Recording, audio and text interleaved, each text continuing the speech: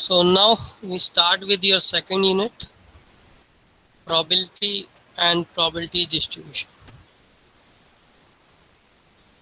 So we know that we already studied your probability in your lower standard also. So I'm just recapping your few of the concepts there. So first term is your random experiment, some basic definition. If you perform an experiment repeatedly with same conditions, that is called the random experiment. So for example, if you toss a coin multiple times, so that is a tossing at that coin is called the random experiment. Maybe you throw a dice. So throwing a dice, if you throw 10 times, 50 times, 100 times, so these are called the random experiment, or each time you are throwing is called the trial of that random experiment. Now, second definition related to probability is your event, the possible outcome of the experiment. So what are the possible outcomes? So if we toss a coin, we have two possibility, that is getting head or tail. So getting head and tail is called the event. So both these are in a category of the event. It has two events. This particular random experiment has two events. Now exhaustive event.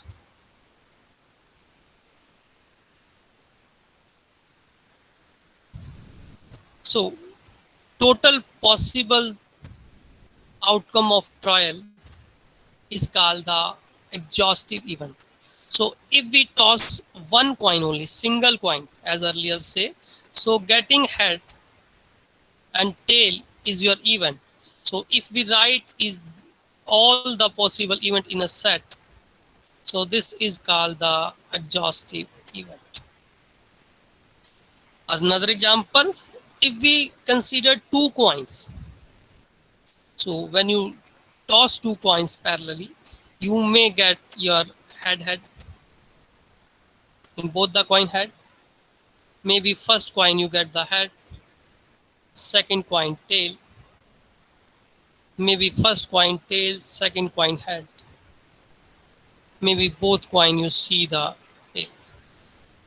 So if you write this in a set form, in a set, so this set is called the exhaustive event. So all possible outcomes are called your exhaustive events. So we also require in a probability, we also require basic requirement of your combinations and permutation. So if what is your combination? If you pick something from a collection, sometimes objects that are chosen are important rather than the ordering and arrangement of these. So when you pick something from a set or a collection, that is called the all possible combination of that ordering is called your combination. For example, suppose we have a you say three coin. Suppose we have three coin. So we know that in a three coin we have 8 possible outputs. Like your, you know that the all three you can get your head and head. It may possible first is head, second is your head, and third is your tail. It may possible head, tail, then head. It may possible first is head, then second and third are tail. And three more possible outcomes are your first is tail, then your head, tail, head, tail,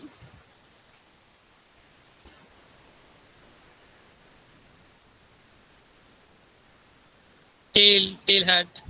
So if you see here, in your 3 coin case, we have your 8 possible outcomes. So we have 8 possible outcomes. So if we say getting 2 head, so if I say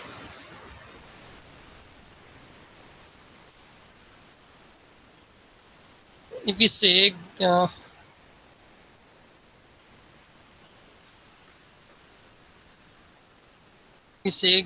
getting 2 head. So how many possible cases are here in which we have the 2 head? So we may write this as your NCR. So N in this case is total cases, we have 3. We may write C, and 2 head we are talking about. So we say R is your 2 here. So for this we have the formula. The formula is your N factorial divided by R factorial N minus R factorials. So if we write this in a formula, that is your N is 3, so we may write here 3 factorial divided by R is means 2 here, 2 factorial multiply your 3 minus 2 factorial.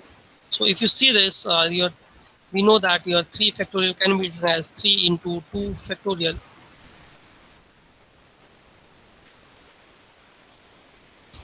divided by your 2 factorial already we have multiply 1 factorial. And we know that your 1 factorial is 1 and 2 factorial cancel with 2 factorial give you a value 3. So that give you a possible combination in which we have 2 heads. So if you check your this outcome cases, so we have 2 heads, 2 heads, and 2 heads. So out of these 8 we have 2 heads. In a small data, it is easy to check manually how many possible combinations are there. But when you see a large data, so it is tough. That time we use your combinations, right? So we may just read this. The counting rule to select the R number of outcomes from a collection of n distinct outcomes is by the formula here, that is NCR is equal to n factorial divided by R factorial and your n minus R factorial. Now similarly we have the permutations, and we know that your n factorial can be written as n into n minus 1, n minus 2, 3, 2, 1, right? And also we know that 0 factorial is 1. Also your 1 factorial is also is equal to 1. So next is your permutation. The permutation to arrange picked item. So we pick item in a combination, but we also arrange those items. That is called the permutations. So that is represented by formula NCR, n factorial divided by n minus R factorials. So what is the meaning of this? What is the difference between actually a permutation and combinations? So if we say simple language, if we say we have the 3 numbers, only 3 number, 1, 2, 3. So we are taking 2 number at a time. So in a 2 number at a time, we have maybe 1, 2, maybe your 2 and 3, maybe your 3 and 1. So that is your combination. We are taking 2 number out of 3. In case of permutation, we write your, in case of your this permutation, we may say your 1, 2, we may say your 2, 3, we may say your 3, 1. Also, these are the combination only. We may write 1, 2 and we may write 2, 1. So this 1, 2 can be written in two way. One is your 1 2, another way is 2 1. So in your permutation is called arrangement. That means we can arrange that combination in all possible arrangements. So we take two numbers. First we take 1 2. So we may write your 1 2 as your 2 1 also. Also 2 3 we may write this as your 3 2 also. Similarly your 3 1 we may write this as 1 3 also. So here as a permutation we have your 6 number. In combination we have your 3 numbers. So we may calculate only. We have 3 number. We check the permutation of 3 number, taking 2 at a time. That can be written as your 3 factorial divided by n minus 2 factorial. So n minus 2, that means here 3 factorial can be written as 3 into 2 factorial divided by 1 factorial, right? So this 3 factorial also written as 3 into 1 also. So it is 6 only, right? So that is 6. But in case of combination, if you say, we have 3C2. So we may have your 3 factorial. R is your 2 factorial. And 3 minus 2, that is your 1 factorial. And we know that your 3 factorial can be written as your 3 into 2 factorial, and this cancel with your 2 factorial, and 1 factorial is 1 itself, so we can cancel these two. So we are left with 3. So in combination we have the 3 elements, but in permutation we have the 6 element. If we take 2 at a time from 3 number, or number we take here is 1 2 3, consider here 1 2 3. So that is difference between your combination and permutations. When your positions are valuable or considered, then we use permutation. If positions are doesn't matter, then we use your combinations. Like in a group of 5, we want to choose president and vice president. So 2 position we are choosing, so it matter A get vice president or A become your president, right? So if we say Rahul is president, Ram is vice president. If we say Ram is president, Rahul is vice president, it's a mean a lot. So in this case we can use your permutation. But if we say from the 5 student we can choose 2 student, so it doesn't matter. If we choose Ram and Rahul, it doesn't matter. We say Ram and Rahul or Rahul and Ram. So in that case, we can use your combinations. So hope so it's clear. Now further, your sample space. So all possible outcome of experiment. So as we earlier discussed here, tossing a coin. So tossing a coin, only 2 things are possible, head and tail. So this set is called your sample space, or you may set of all exhaustive event. Exhaustive event means all possible outcomes. So all possible outcomes are called exhaustive event. And if we write that in a form of set, that is called sample space. Next is your equally likely event. The event are said to be equally likely event if none of them is expected to occur in preference to other. That means all they have the equal chance of occur. For example, when we have the unbiased tossing or tossing of a coin, we have head also, we have tail also. The chance of coming head and tail are equal.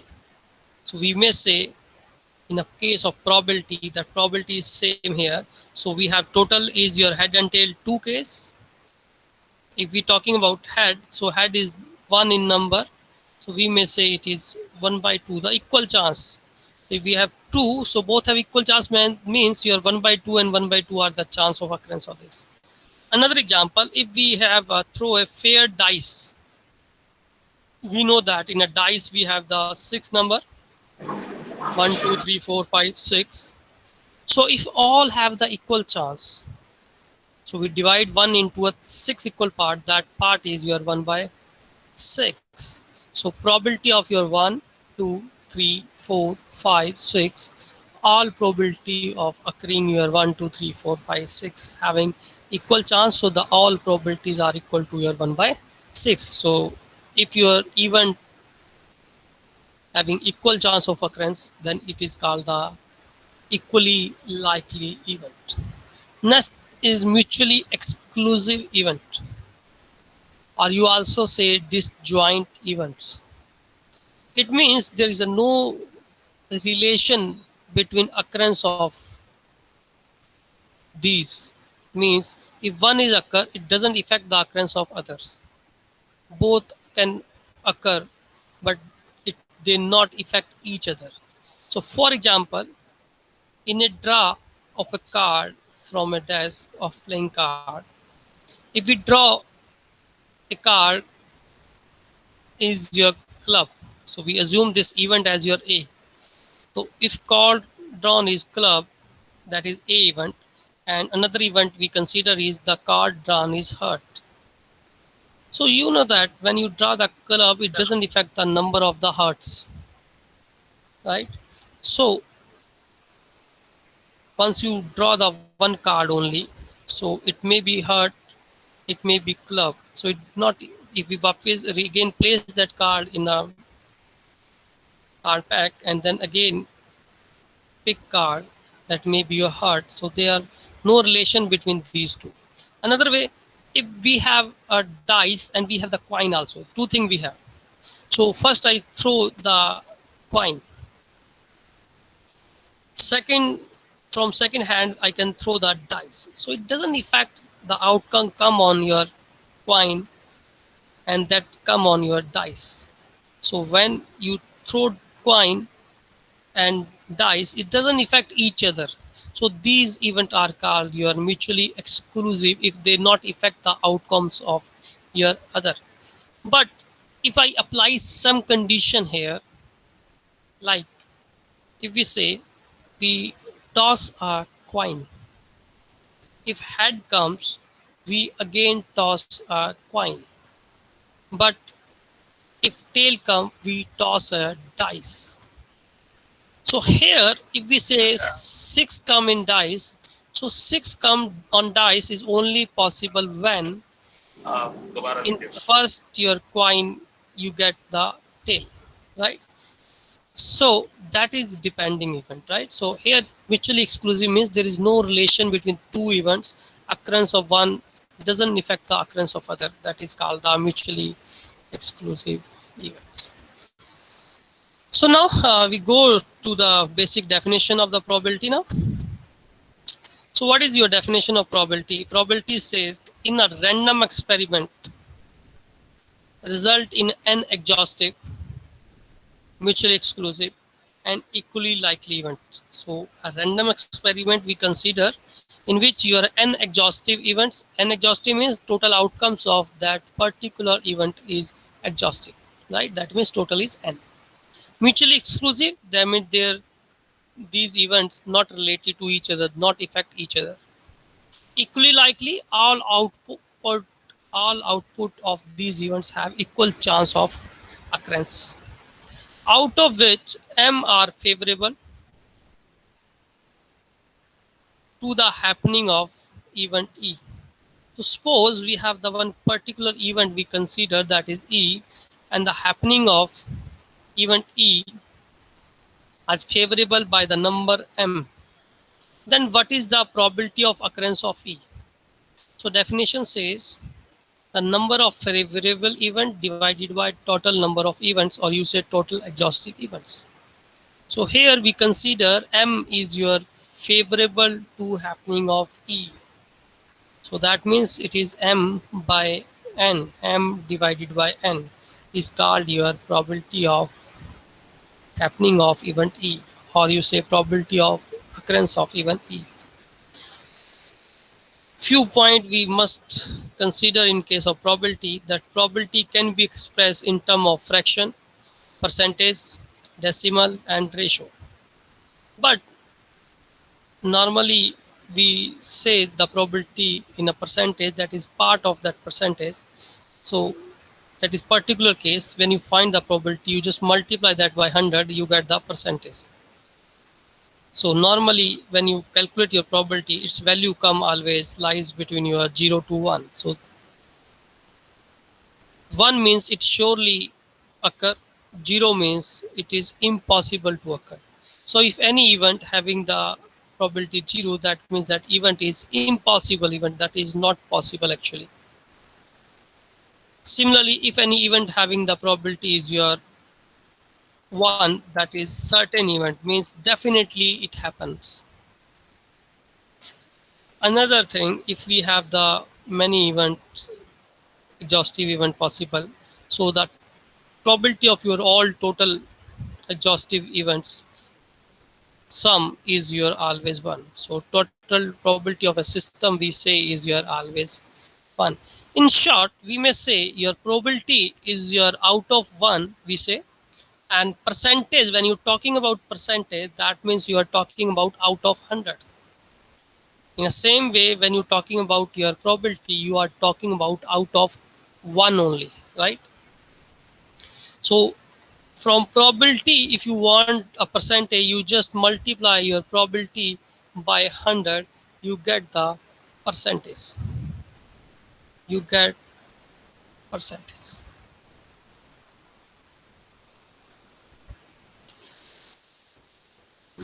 So suppose this is your any event. So normally probability lies from 0 to 1, we say. So if you are G probability is 0, that means event is not possible. And if probability is 1, that means event is 100% possible.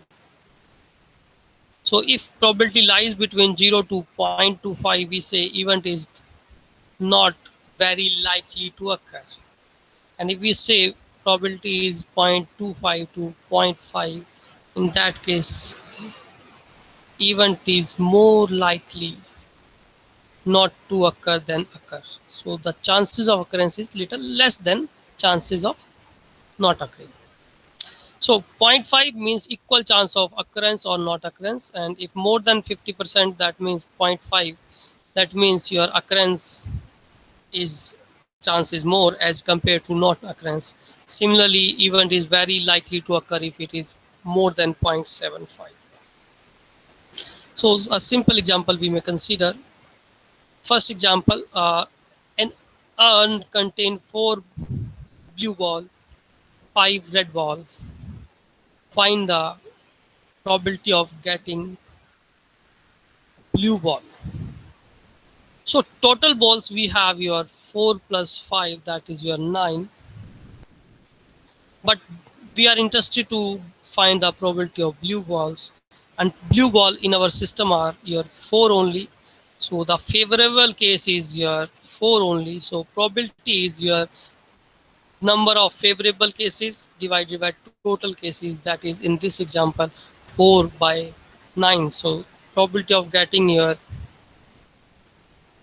blue ball is your 4 by 9. Now one more definition, we have complementary event,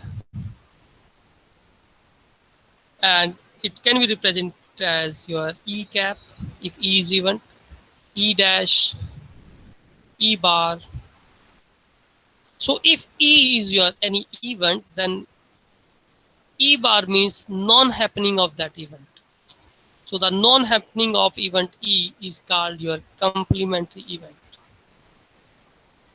So one event may be occur or non-occur, maybe happen or not happen.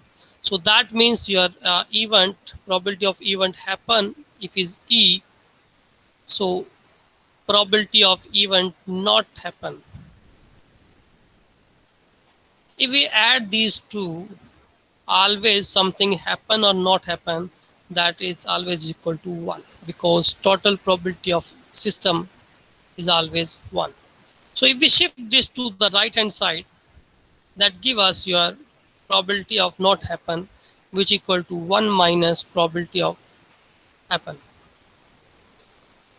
For example, if we say if the probability of winning is 0.2, then the probability of loss is your 1 minus 0.2, that is your 0.08, right? So up to here we go with your some basic elementary definitions of your probability. So in coming lecture we may discuss your independent events and conditional probabilities and else, right? So I'm stopping here. Thank you so much for listening.